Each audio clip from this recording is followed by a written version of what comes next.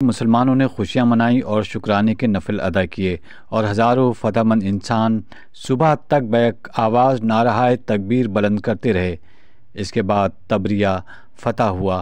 اس فتح سے پورا فلسطین ان کے قدموں میں آ گرا اور یروشلم کی حکومت کا خاتمہ ہو گیا۔ اس کا بادشاہ اور تقریباً سارے امراء قید ہو گئے اور کوئی ایسا قائد نہ بچا جو منتشر عناصر کو جمع کر سکے۔ عیسائیوں کو ارض مقدس میں داخل ہوئے 90 سال ہو چکے تھے، لیکن انہیں ایسی شکست کبھی نہ ہوئی تھی۔ 2 مہینے کی قلیل مدت میں شمال میں بیروت تک اور جنوب میں غازہ تک چند قلعوں کے سوا باقی تمام فلسطین صلاح الدین کے قبضے میں آ گیا۔ عیسائیوں کے پاس صرف سور اور یروشلم کے علاقے باقی رہ گئے اور یہی ان کی سلطنت کی چند نشانیاں رہ گئی تھیں۔ 4 جولائی 1187 عیسوی کو عیسائیوں کا حطین کے مقام پر زبردست شکست ہوئی اور 5 جولائی کو سلطان تبریہ پہنچا، جہاں یروشلم کی بیوہ ملکہ کو ہتھیار ڈال دینے کے سوا کوئی چارہ کار نہ تھا۔ اس کے 3 دن بعد 8 جولائی کو وہ عکا کے فصیلوں کے سامنے موجود تھا۔ جمعہ کو سلطان نے اس مسجد میں نماز ادا کی جسے 90 برس پہلے عیسائیوں نے کلیسا بنا لیا تھا۔ اس کے چند دوستوں نے چند دن کے اندر ناصرہ، صفوریہ اور الفولہ پر قبضہ کر لیا۔ کچھ فوجی دستے ساحل پر حیفا اور قیصاریہ کو فتح کر لینے میں کامیاب ہو گئے۔ قاہرہ سے سلطان کا بھائی العادل فوج لے کر آیا اور اس نے میرابل کا قلعہ اور جافا کا شہر لے لیا۔ خود صلاح الدین نے تورون کا محاصرہ کر لیا اور 6 دن کے بعد 26 جولائی کو اسے فتح کر لیا۔ پھر وہ ساحل کی طرف بڑھا اور سارا فندہ، سیدون، بیروت اور جبیل پر قبضہ کر لیا۔ ان مقامات میں سے صرف بیروت میں عیسائی فوجوں نے 10 دن تک مقابلہ کیا۔ اس کے بعد سلطان نے سور کا محاصرہ کیا، مگر جلد ہی اس محاصرے کو اٹھا کر اس نے 23 اگست کو اسقلان کا محاصرہ کیا۔ اسی اثناء میں مصر سے اس کا بھائی العادل بھی فوج لے کر آ پہنچا۔ کچھ دن کے بعد شہر کے باشندوں کو بحفاظت نکل جانے کی اجازت ملنے پر عیسائیوں نے اسقلان کا قلعہ سلطان کے حوالے کر دیا۔ سلطان نے اپنا وعدہ پورا کیا اور عام شہریوں کی طرح چند دن کے بعد بادشاہ، اس کے بھائی اور اس کے امراء کو رہا کر دیا۔ اسقلان پر صلاح الدین کی فوجوں نے 4 ستمبر 1187 عیسوی کو قبضہ کیا۔ اس طرح 4 جولائی سے لے کر 4 ستمبر تک صرف 2 مہینے کے عرصے میں فلسطین کے تمام علاقے عیسائی حاکموں کے ہاتھوں سے نکل کر مسلمانوں کے قبضے میں آ گئے۔ اب صرف یروشلم کا شہر باقی رہ گیا تھا، جس کا فتح کرنا ان فتوحات کی تکمیل کے لیے ضروری تھا۔ اب سلطان کے لیے ضروری تھا کہ وہ یروشلم کو فتح کر کے فلسطین سے عیسائیوں کے عمل دخل کو بالکل ختم کر دے۔ اس شہر کے تقدس کو مد نظر رکھتے ہوئے سلطان نے یروشلم کے عیسائیوں کو پیغام بھیجا کہ وہ شہر میں 1 سال تک آرام سے رہیں اور اسے جتنا مستحکم چاہیں کر لیں، لیکن اگر آئندہ سال کے یوم خمیس تک انہیں کہیں سے مدد نہ پہنچ سکے تو وہ شہر کو نہایت آرام کے ساتھ ہمارے حوالے کر دیں۔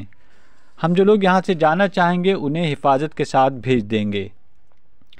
عیسائیوں نے اس پیشکش کو رد کر دیا، بلکہ یہاں تک عہد شکنی کی کہ بالیان کو، جو حطین کے میدان سے بچ نکلا تھا اور اس نے یروشلم جا کر اپنے بیوی بچوں کو لانے کی استدعا کی تھی، عیسائی اسقفوں نے روک کر سلطان کے خلاف لڑنے پر مجبور کر دیا۔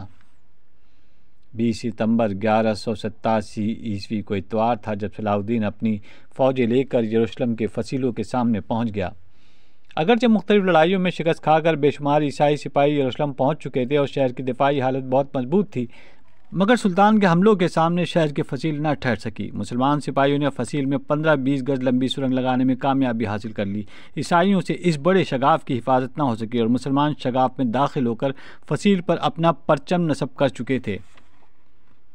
اس وقت بطریق ہراکلس نے صلح کی درخواست کرنے کے لیے بالیان کو بھیجا۔ سلطان نے پوچھا کیا مفتوحہ شہر سے بھی صلح کی شرائط طے کی جاتی ہیں؟ لیکن جب بالیان نے شہر کے لوگوں کی حالت زار بیان کی اور کہا کہ اگر صلح کی درخواست منظور نہ ہوئی تو سب لوگ عورتوں اور بچوں کو قتل کر دیں گے، اپنی تمام املاک کو جلا دیں گے اور پھر لڑتے لڑتے سب موت کے گھاٹ اتر جائیں گے، تو سلطان پر جذبہ رحم غالب آ گیا اور اس نے اپنے مشیروں سے مشورہ کر کے بالیان کو بتایا کہ اگر عیسائی شہر کو حوالے کر دیں گے تو شہریوں کو فدیہ لے کر چھوڑ دیا جائے گا، اور ایسے 7,000 غریب و نادار افراد کو 30,000 اشرفیوں کی اس رقم کے عوض آزاد کر دیا جائے گا جو بادشاہ ہنری کے خزانے سے ادا کی جائے گی، جس کا باقی ماندہ حصہ ہاسپٹلرز کی تحویل میں تھا۔ بالیان نے جب واپس آ کر شرائط کا اعلان کیا تو عیسائی دہاڑے مار مار کر رونے لگے۔ صلاح الدین نے زر فدیہ ادا کر کے شہر سے نکل جانے کے لیے انہیں 40 دن کی مہلت دی تھی۔ اس عرصے میں ہزاروں لوگ زر فدیہ ادا کر کے امن و امان سے چلے گئے تھے۔ اسی عرصے میں بطریق ہراکلس گرجا گھروں کے خزانے، عشاء ربانی کے طلائی ظروف، سونے چاندی کے دوسرے تبرکات اور مزار اقدس کا سونے کا تشت لے کر چل دیا۔ اگرچہ مسلمان امراء نے سلطان سے عرض کی کہ اس بڈھے مکار کو اتنا مال لے کر جانے کی اجازت نہ دی جائے، مگر سلطان نے کہا سب کو زر فدیہ دے کر چلے جانے کی اجازت دی جا چکی ہے اور یہ اجازت بطریق کو بھی حاصل ہے۔ چنانچہ اس نے 10 اشرفیاں بطور فدیہ ادا کر کے آزادی حاصل کر لی۔ جب ہزارہ لوگ فدیہ ادا کر کے جا چکے تو سلطان نے اعلان کرایا کہ ایسے نادار شہری جو زر فدیہ ادا نہیں کر سکتے انہیں فدیے کے بغیر آزاد کیا جاتا ہے اور وہ جا سکتے ہیں۔ جب یہ پناہ گزین طرابلس پہنچے تو وہاں کے عیسائی حاکم نے ان پر قلعے کے دروازے بند کر دیے، بلکہ اپنی فوج کو اجازت دی کہ ان کا مال و متاع لوٹ لیا جائے۔ چنانچہ وہ مال و متاع جس کی مسلمانوں نے حفاظت کی تھی اسے ان کے اپنے بھائیوں نے لوٹ لیا۔ یہ عجیب حسن اتفاق ہے کہ ہتھیار ڈالنے کی شرائط پر 2 اکتوبر 1187 کو دستخط ہوئے تھے اور اس دن اسلامی سال کی رجب کی 27ویں تاریخ یعنی شب معراج کی تاریخ تھی۔ مسلمانوں اور عیسائیوں کا اخلاقی فرق۔ تقریباً 90 برس تک یروشلم پر عیسائیوں کا قبضہ رہا۔ اس قبضے کے وقت انہوں نے جس سنگ دلی اور بربریت کا مظاہرہ کیا وہ عیسائیوں کے اخلاق اور تہذیب و تمدن پر بہت بڑا داغ ہے، جسے کسی صورت بھی تاریخ کے صفحات سے مٹایا نہیں جا سکتا۔ انہوں نے شہر کو مسلمان مردوں، عورتوں، بوڑھوں اور بچوں کا مذبح بنا دیا۔ بے بس اور بے کس مسلمانوں کو اذیتیں دی گئیں، انہیں زندہ جلایا گیا اور انہیں مزار مسیح کی چھت اور میناروں پر بے دردی سے ذبح کیا گیا۔ شہر کے تمام گلی کوچے لاشوں اور نیم جاں بسملوں سے پٹے پڑے تھے اور مسیحیوں نے حضرت عیسیٰ علیہ السلام کے اس قول کو بالکل پس پش ڈال دیا تھا کہ مبارک ہے رحم دل ہستیاں کیونکہ ان پر بھی رحم کیا جائے گا۔ اس کے برعکس جب مسلمانوں نے سلطان صلاح الدین کے تحت یروشلم کو دوبارہ فتح کیا تو نہ صرف عیسائیوں کو زر فدیہ ادا کرنے پر رہا کیا جاتا رہا بلکہ ان کی جان اور مال کی باقاعدہ حفاظت کی گئی۔ کسی شخص کا خون نہ بہایا گیا اور کسی شخص کا مال نہ لوٹا گیا، بلکہ ہر آدمی کو اپنا مال لے کر جانے کی اجازت دی گئی۔ مشہور انگریز مورخ اسٹینلے لینپول لکھتے ہیں کہ اگر ہمیں صلاح الدین کے متعلق صرف ایک واقعہ فتح یروشلم کا علم ہوتا تو بھی اسے نہ صرف اپنے دور کا بلکہ ہر دور کا سب سے بڑا اولو العزم اور فراخ دل فاتح ثابت کرنے کو کافی تھا۔ جب فرنگی چلے گئے اور صرف غلام، آزاد شدہ مسلمان قیدی اور وہ مقامی عیسائی باقی رہ گئے جنہوں نے زر فدیہ ادا کر کے وہاں سے رہنے کی اجازت لے لی تھی، تو صلاح الدین نے مقامات مقدسہ کی تطہیر کا حکم دیا۔ صخرہ مقدس کے گنبد سے سنہری سلیب اتار دی گئی، مسجد اقصی اور قدیمی مسجد عمر کے ساتھ ٹیمپلر کی بنائی ہوئی ضمنی عمارات کو ہٹا دیا گیا اور علماء کے علاوہ بے شمار مسلمان تطہیر کی تقریبات میں شرکت کے لیے دور دراز کے علاقوں سے آئے۔ یہ مندوبین قرآن پاک کی تلاوت کرنے، حمد و نعت اور سلطان کی شان میں قصائد پڑھنے میں مصروف رہے۔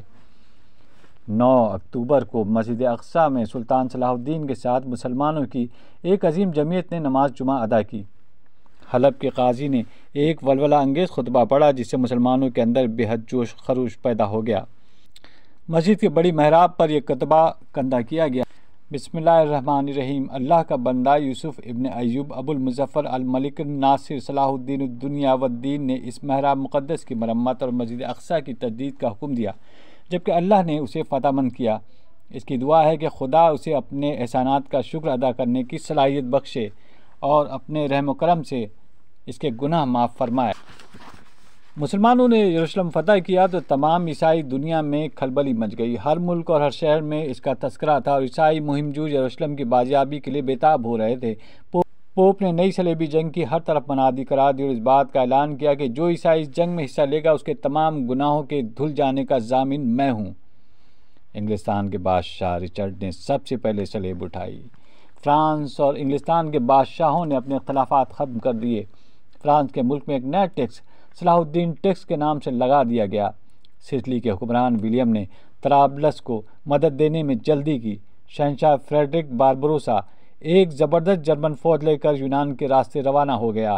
ڈنمارک اور فریزلینڈ کے ہزاروں سپاہی بھی 50 بحری جہازوں میں سوار ہو کر فلسطین آ پہنچے۔ فلسطین کے علاقے کے عیسائی حکمران جن میں Guy Reginald of Sidon, Marquis of Montferrat اور کونریڈ جیسے عیار اور تجربہ کار افراد شامل تھے، جنگ کے لیے عکا کی طرف بڑھنے لگے۔